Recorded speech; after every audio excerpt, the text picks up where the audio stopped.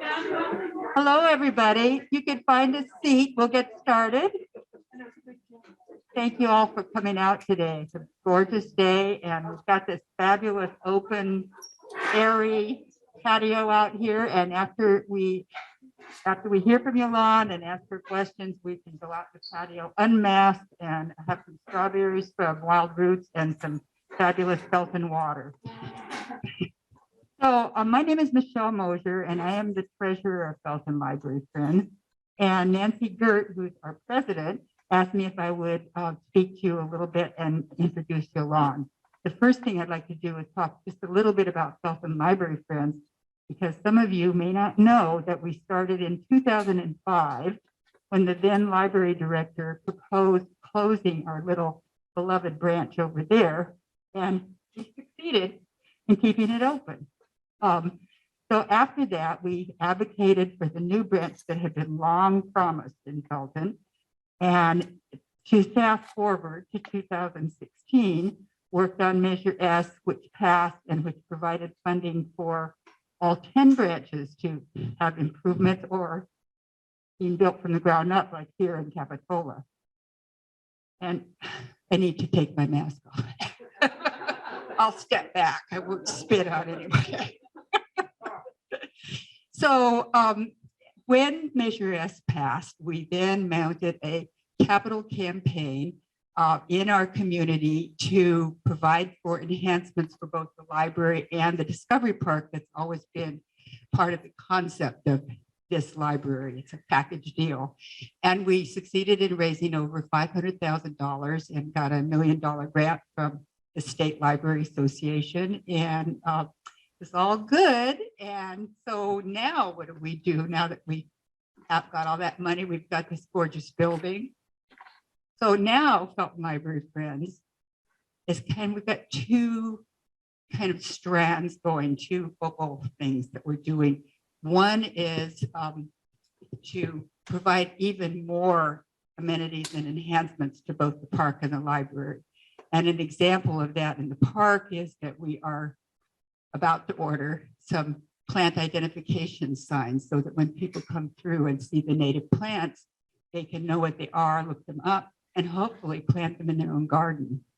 And here in the library, our main thing that we're doing is working with the staff and Director Wilburn on improving, mainly I'd say our focus is the teen room, which didn't come out quite as fabulous as the rest of the library.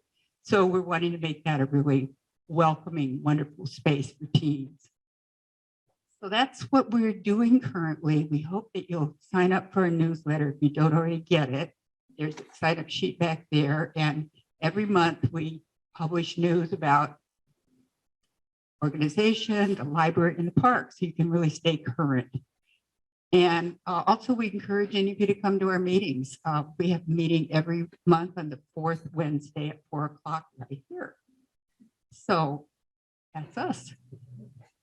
So Yolande Wilburn has been our new library director since January 3rd, and we are completely thrilled with her stepping up, getting in there, learning about everything.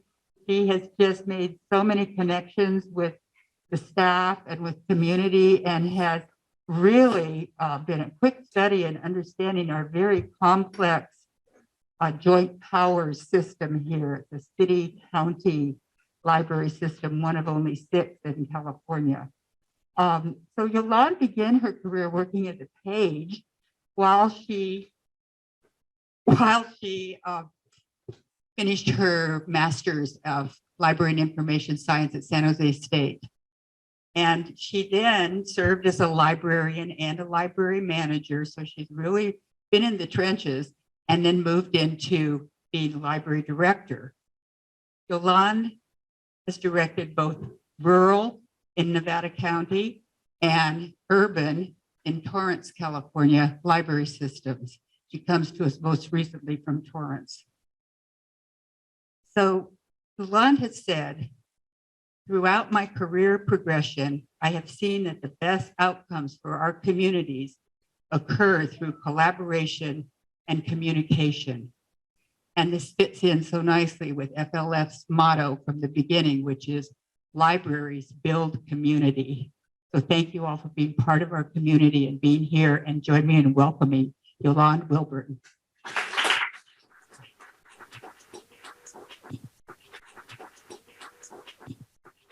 Thank you all. I am so glad to be here today. I'm really excited. I love that you took the time to have everybody introduce themselves.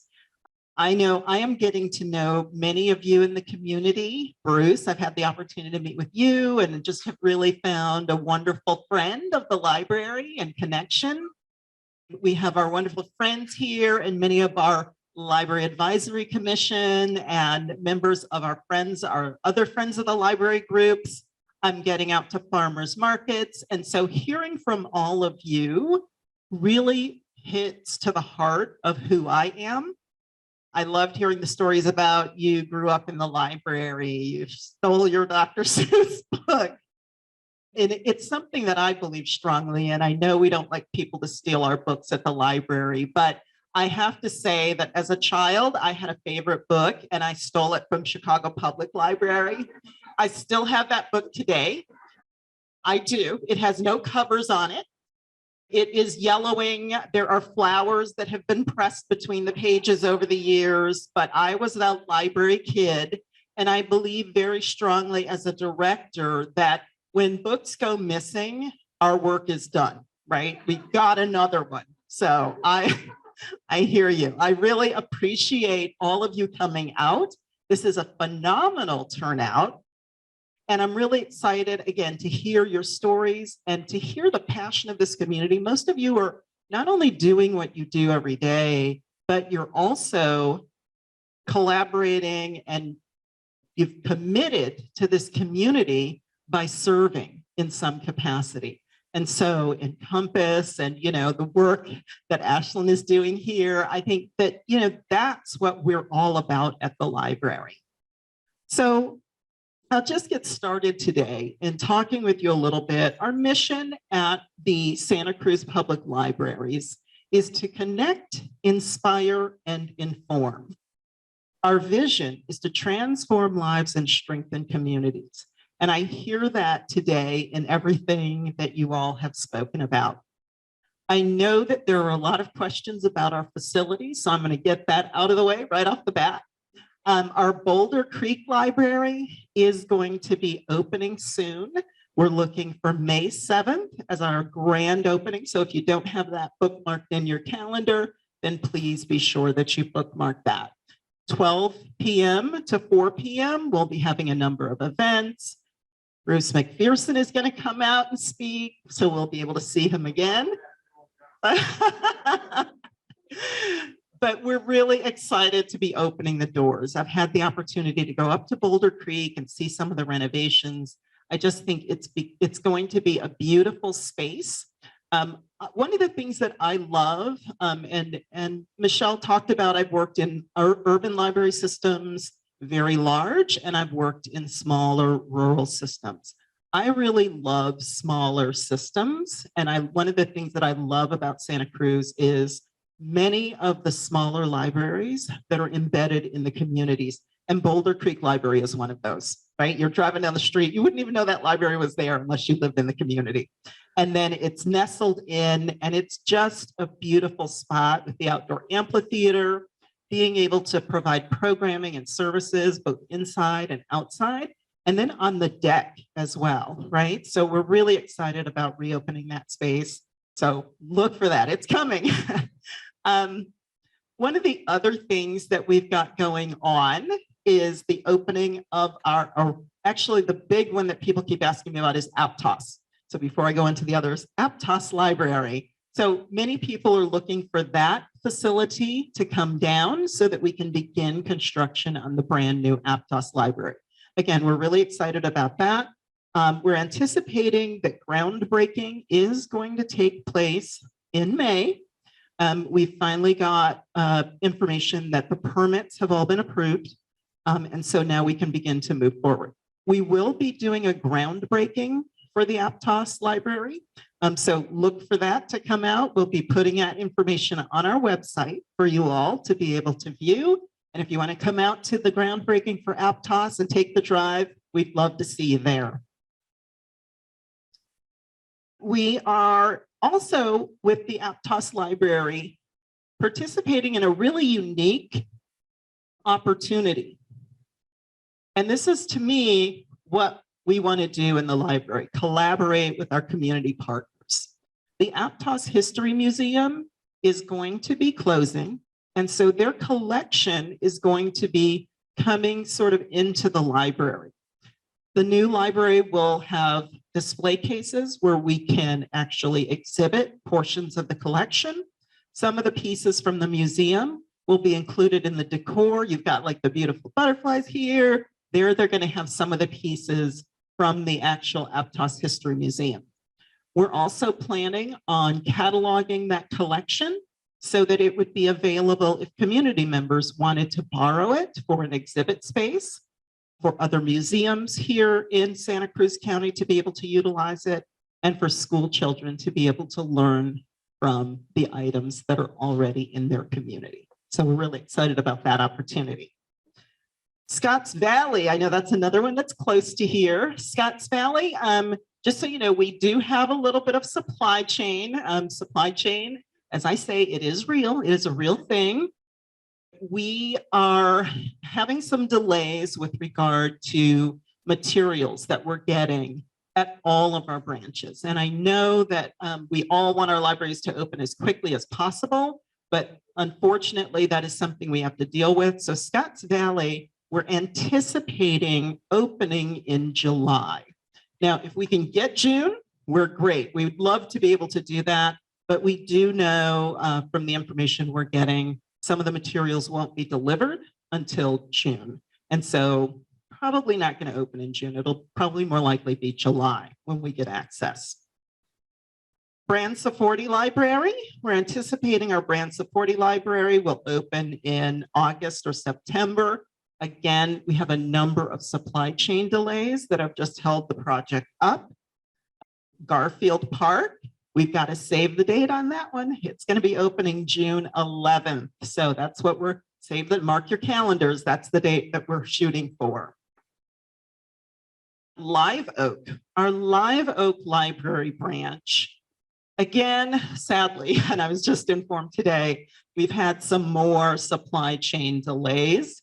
And so unfortunately, with Live Oak, the ceiling, like these beautiful wood ceilings that are in here, Live Oak ceiling is not going to arrive before probably August, and which is going to substantially delay because we don't want to open the library and have people walking in with no ceiling.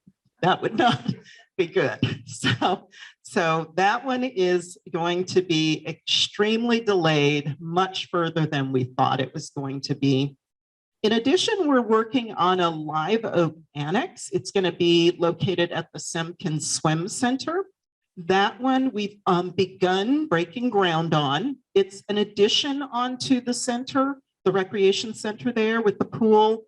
And that will largely be a programming space. Unfortunately, our Live Oak Library did not have the ability to expand enough to add a beautiful community room like this one. And so the solution to that was to open the annex at the Semken Swim Center. So that annex will house study rooms like you have here. It'll house a community room that everyone in the community can use. The librarians will go over and be able to provide programming as well as many of our community partners. We're also looking at some new opportunities there at the Live Oak Annex. Since it will not be staffed with library personnel, we're looking at adding a book vending machine system or potentially holds pickup. So community members might be able to select that as a location where they could pick up their material holds. The other thing that we're looking at there is laptop checkout. So there may be a laptop checkout machine. So if you are in the swim center, you would be able to check out a laptop, sit there, utilize the Wi-Fi, get on the internet, and then return the laptop while you're there. That one we do not anticipate to open, although we've broken ground. It's about 10 months to build. So I'm just predicting with supply chain, it's going to be probably spring of 2023 before that facility actually opens. But again, look for that information on our website. We'd love to see you out for that grand opening as well. The downtown Santa Cruz Library, that is just another really unique opportunity for Santa Cruz Public Libraries and the community to be very forward-thinking about not just library services, but about the sustainability of our communities and the economic outcomes that we want for our residents. So that, in case you don't know, that is a mixed-use project where the library will take up a sizable portion of the first 2 floors on the front side of the building. There will be a child care facility located right next door to the library, which is great. Early childhood literacy is our thing, and we'd love to be able to partner with them to provide programming. And then there will be some commercial space on the corner flanking that. Behind the library, there will be bike parking, parking for automobiles, but also what's unique about this project is there will be affordable housing units. Where they're anticipating about 100 to 125 affordable housing units, which will just be really incredible. As you all know, it's very expensive to live here in the Santa Cruz County area. And so ensuring that we have housing for our young people, for our families, is really vital to the community's long-term survival. So we're really excited about that. Recently, I worked with the city of Santa Cruz to write for a $10 million grant through the California State Library. I am also a member of the California Library Association Legislative Committee, and so I do advocacy work. And one of the big passion projects that I have with the Legislative Committee is library infrastructure. I believe very strongly that we cannot have libraries survive if we do not continue to upgrade the infrastructures. I'm sure you know, down the street, there probably weren't ample plugs for all of the electronic devices that we have. Much of the work that we do in libraries is electronic in some way, shape, or form. We really do live in a digital world, although print books are not going away by any means, way, shape, or form. Digital is very important. And so we have to have the infrastructure in our facilities to be able to sustain that. And I am so proud to be here in Santa Cruz. It's one of the things that I really looked at when I was looking at this position to come here, is that this community has made a statement by investing in Measure S. And that is, we believe strongly in our libraries, and we are going to support the infrastructure of those libraries so that it really will be here for the long-term future of the community. So thank you all for that. But one of the other things, those are just my notes. I can now put this one away and really just talk to you about things that I've been doing since I've gotten here. And then I'm happy to answer some questions for all of you.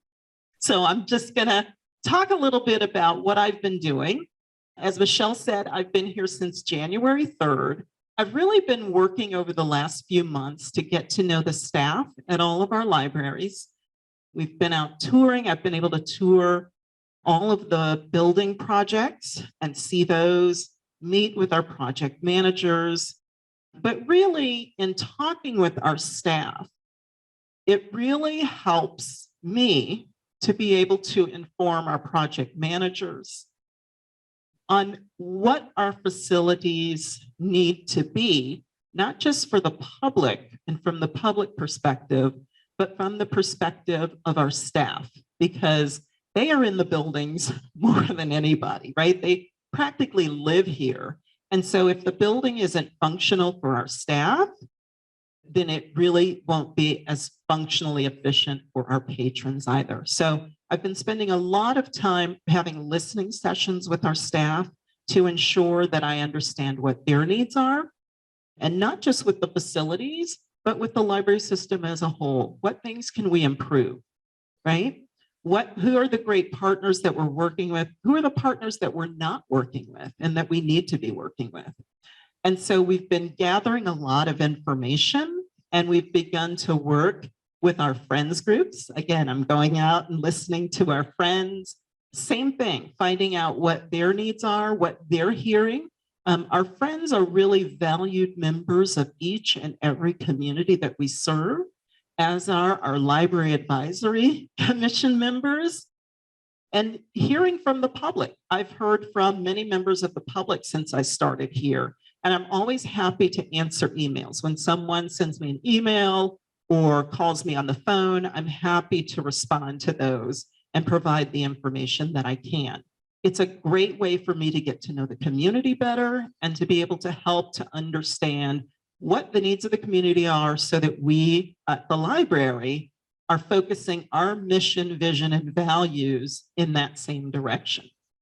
I've been reaching out to work with the counties and hearing a lot of the things that they want to do. I've met with some of the various members of the different cities to hear what they are interested in doing and what their strategic priorities are, so that we as a library system are supporting them. I am a firm believer that we do not have to reinvent the wheel. We just need to have good partners, right? We don't have to do everything at the library. We have partners that do that. And what we need to do is a great job at collaborating, sharing our space with our partners, and ensuring that the people that come into our space are directed to those partners, right?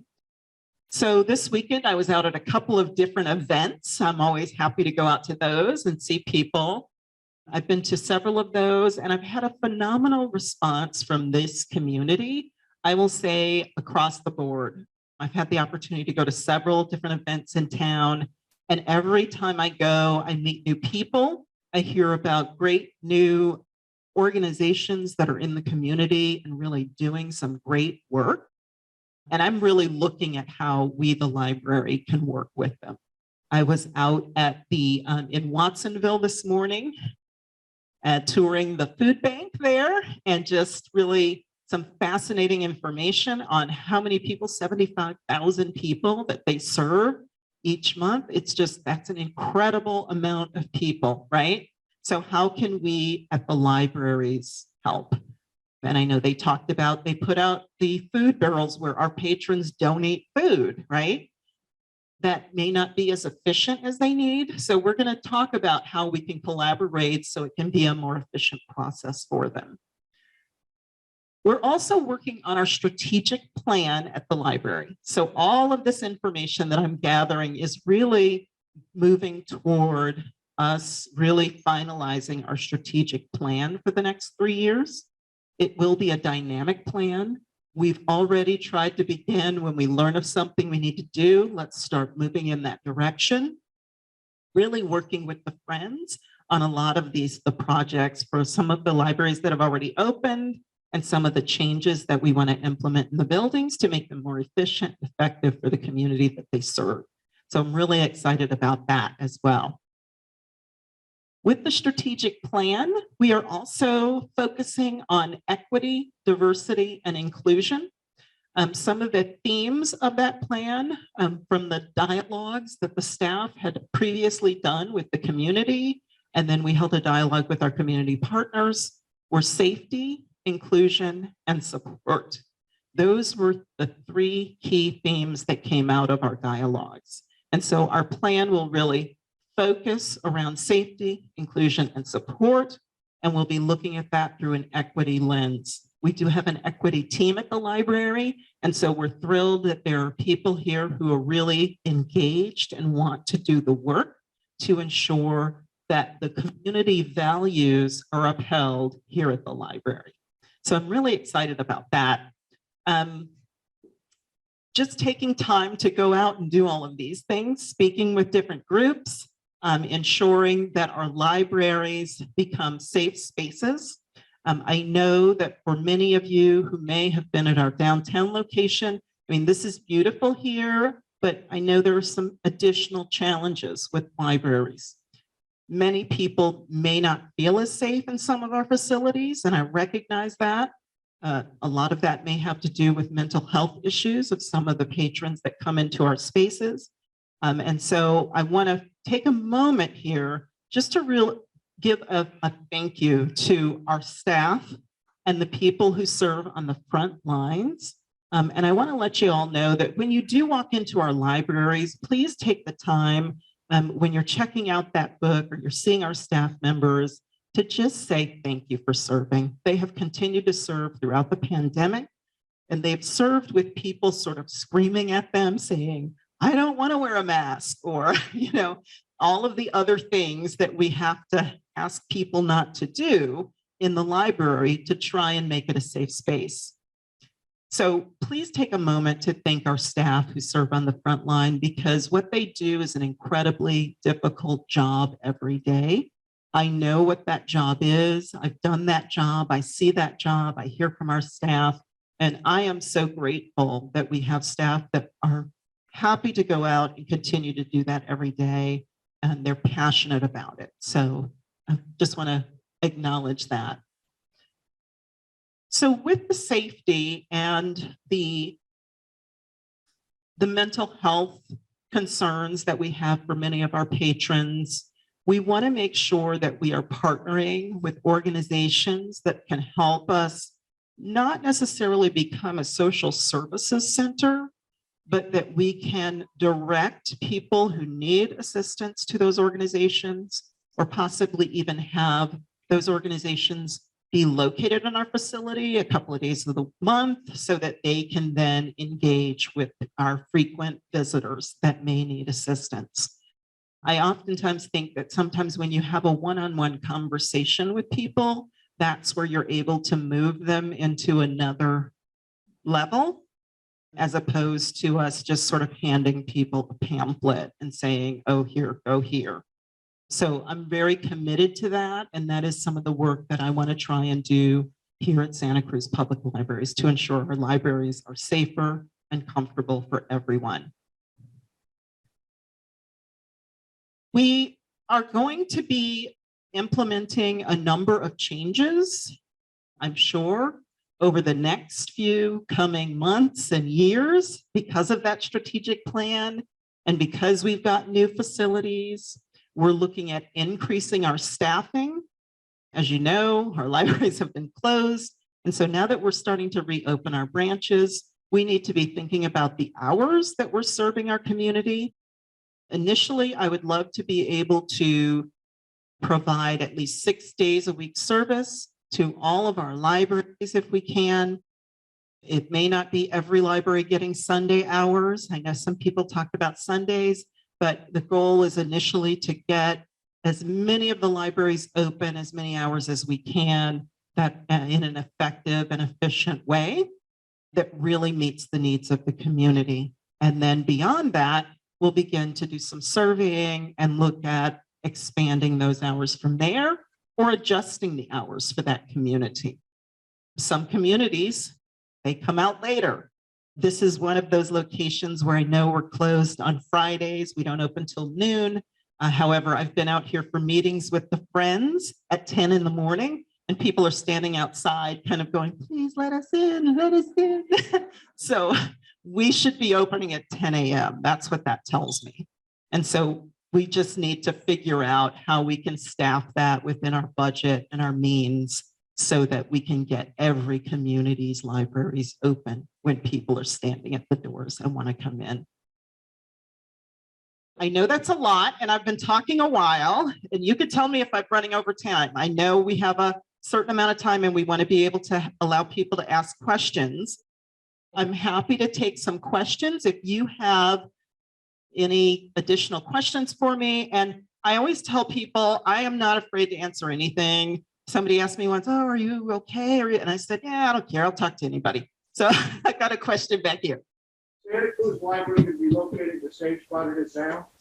The downtown library is not going to be located where it is now. It will be moving down the street a little bit, Cedar Street, Cathcart, over in that area, Lincoln. And so we're excited about that opportunity.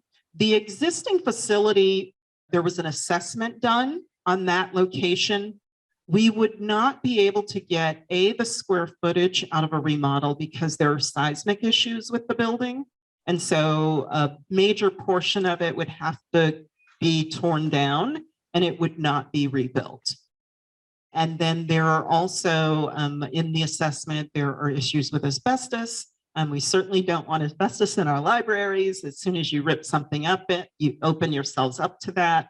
And so that is one of the reasons why in the assessment, based on the mitigation that would need to be done on that facility, the decision, and I believe that is the right decision to make, is to tear that facility down and rebuild elsewhere.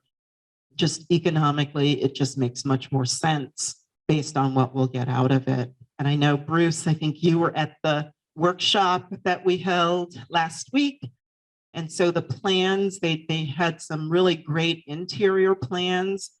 Our group, our staff at the library are working with the architects. We haven't gotten very far, but we've begun really having conversation with the architects about the interior space of that library and what the needs of the staff are, what the needs of the public are, talking with them about how the public and the staff use the space so that hopefully we can come out with a really phenomenal library downtown. And I know that some of the shots Bruce was telling me he loved. I could just imagine sitting up on that mezzanine, right? And in the windows and reading a book, just exciting. So Just want to say you could see the plans on the City of Santa Cruz. You could see this presentation on the City of Santa Cruz website, and there'll be a link to that in our main newsletter. terrific. Thank you. They're really gorgeous libraries. Absolutely. Other questions?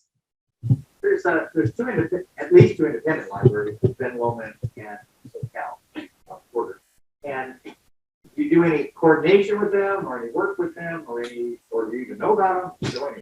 You know, I was actually being interviewed the other day and they mentioned Ben Lomond and they're like, hey, is that you? And I'm like, that's not us, but I got to go there. So we do not currently, they're not our Santa Cruz public libraries. Correct. Correct. But I'm always a firm believer. I love to get to know our volunteer libraries in Nevada County as county librarian. I work very closely with the San Juan Ridge Community Library.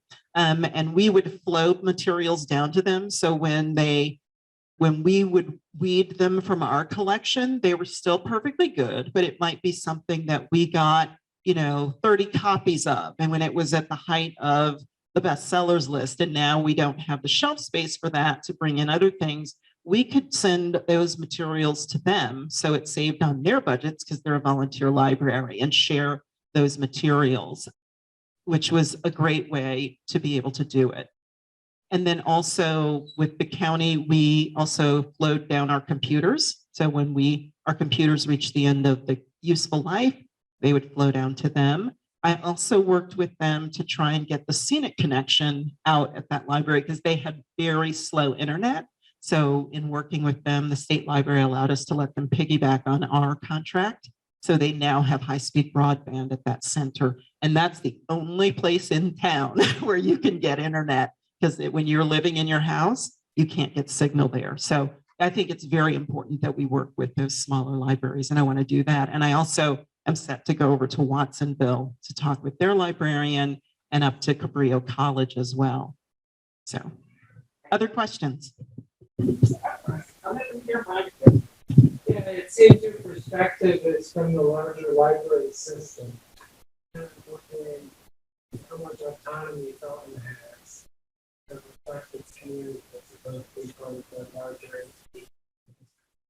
I think that's a great question.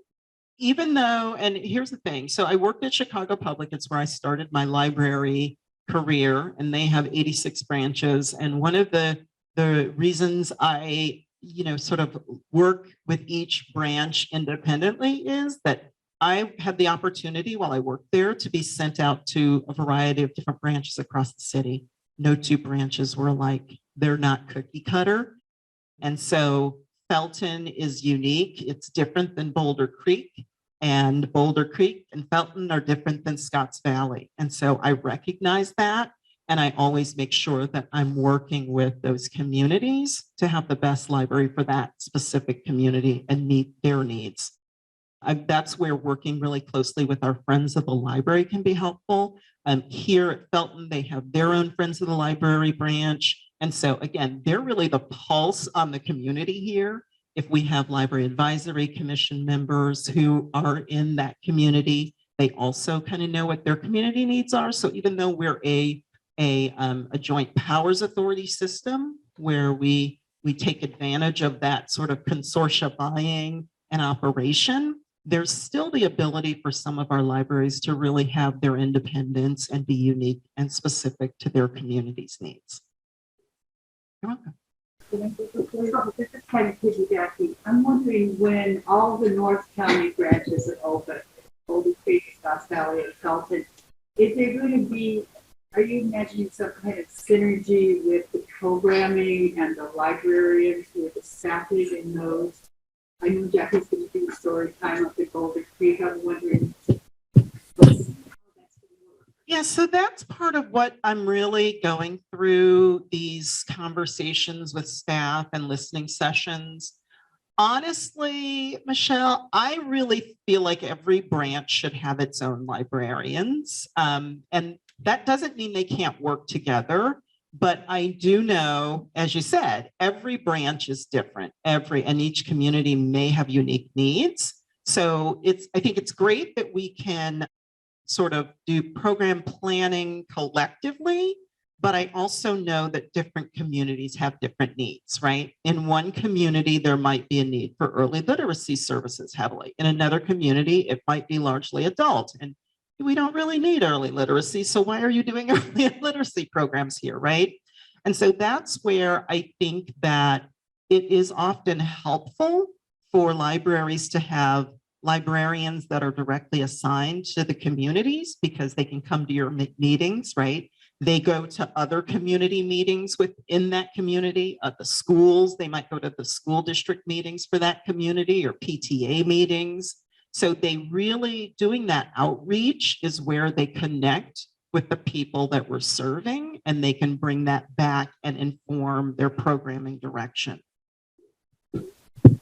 Hi, I just want to reinforce your emphasis on having the libraries open, and I really appreciate saying that because it was very, very frustrating when we had the little library and it was at one point open 10 hours a week, 12 hours a week, something like that. It's really important for a community library, especially in a rural area like ours, to be open. We don't have that much public space here. So this is a really huge resource, and having it closed is just frustrating. So I wanted to make that comment. I'm also thinking that this room is a really huge asset for our community, but I'm confused about who can use it when. And I'm not sure if there's a policy, and I'm wondering if it's probably something that's common with some of the other libraries I'd be interested in, thoughts you have about that. And then the third thing is just we have this very unique park. I was very involved with getting this park connected to the library. I feel like the programming opportunities are huge. The pandemic just kind of threw everything into the freezer. And so I'm wondering if there's some planning going on about how to work with the park system and create some really dynamic programming that would be unique to our valley here. That would be a huge resource, I think, for the whole country. So those are all great questions, and yes, we want more. So with regard to the community rooms, we do have policies in place. Actually, one of the policies is being amended to allow community partners like the Friends or other organizations to be able to use our community room spaces after hours. And so there's a whole procedure that we've written to go along with that. So that is going to our Library Joint Powers Authority Board at their next meeting coming up next week. And so, or May 5th, next week. And so we're excited about bringing that online and making the rooms available to our partners. If you are a member of the public and you want to use it, we don't let the rooms be used for birthday parties. Although I have worked in libraries where we did. In Nevada County, we had a wake in our community room once, and it was well attended, and people came and checked out books as they were, waving goodbye. It was the first time I had seen that, but this is a rural community, right? And we use this space for everything. And so the need for space is great in many communities. Right now, we don't have the study room here open because we are using it for staff space. Again, with the pandemic, we had to have staff spread out, and so we don't have enough space in the back room. But that will eventually be coming available for the public. So you could even come in and book the study room if you want to meet with, somebody one-on-one and have a tutoring session for an hour, or, I'm a small business owner and I'm operating out of my cell phone. So I'm going to, check out the library study room. So yes, those are available, and you can check out our website, and that information is on our website. You can find that there. With regard to the park and programming, we really have just started back in doing in-person programming. I heard from some of you who are doing programming in the library for us, and it's fantastic. We love it. Thank you so much. We are so grateful, because I think that's when we can really offer some really robust and great programming that does directly benefit the immediate community. This is a fantastic park, and we definitely want to see more programming take place here and then extend out into the park. So those are all in our plans. We are looking at what I like to do as a library director is sit down with all of our librarians, and this is where we do that collaborative librarian think work, and meet with them quarterly and say, hey, what's our planning? What's our schedule for programming for the next quarters, right? And let's start plopping in. We know when specific days are. Okay, your community may have a unique day that you celebrate, something unique to your community. We want to add that to our calendar and then focus some programming around that. And so that's where we sit down as a big group, map out that programming. Doesn't mean we can't do anything else, but that's where then we can start going out to our partners and saying, oh, you want to do a poetry? Great, do it on this day because we've already blocked that day for us doing programming. And so that's also goes to the use of the community rooms and our other spaces, is really about making sure that we have our programming space, but we're sharing that with the community. Other questions? Ashley. So going back to strategic planning meetings and hearing about people needing safety, inclusion, and support. Can you tell me more about what angle you're going with, especially with welcoming LGBTQ people and people of color into the library? Yeah, it's very, thank you for that question. And so one of the things that we're doing, our equity and inclusion team is really working to map out what that looks like. One of the big things that we've talked about initially is our human resources policies and procedures with regard to the people who we hire. We want to have the best candidates for all of our positions because we want to be able to provide our communities with excellent customer service and programming, but we also want to be approaching it with an equity lens as we hire people. And so I've been doing a little bit of this work, and without getting into too much detail here, I think it involves us going through and reviewing our practices. Like, where do we go to recruit? Do we just put an ad in the Sentinel? Like, is that the only place where we post our ads? Perhaps we should go out and work with some of our community partners. And I was just having this conversation the other day. One of the things that I did in Nevada County was I worked with our community partners. Connecting Point is one. And I said, hey, we have interns. We want to do an internship. Perhaps you can partner with us and pay the salaries during the first 6 months where they do an internship so they learn the skills needed to do the job. We prep them and work with them to train them and teach them how to interview, how to write a resume. We meet with them and counsel them throughout. So there's a lot of support that goes into that so that when we get ready to hire, when we post our list, they can apply for the position and they then have the skills and they can demonstrate those skills through the interview process to be able to do the job. I have to say that that program was really successful for us. And I do know that there are at least 3 people that are still in Nevada County Library, and one of them has now promoted and she's a cataloger from starting as not knowing anything about libraries, right? So it's really about thinking about the process that we go through and how we're preparing our community. You know, one of the challenges we have here is getting people to come to Santa Cruz because our wages don't necessarily meet what they are over the hill. And so we have to start growing our own.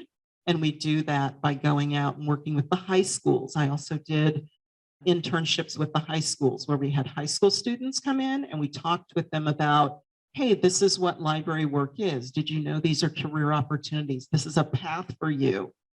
And then with regard to LGBTQ and welcoming various groups into diverse groups into the library, we always want to make sure that we're doing that. We do that by providing the spaces, the programming, and really working with our partners. And we're really thankful for you and the work that you do here with us.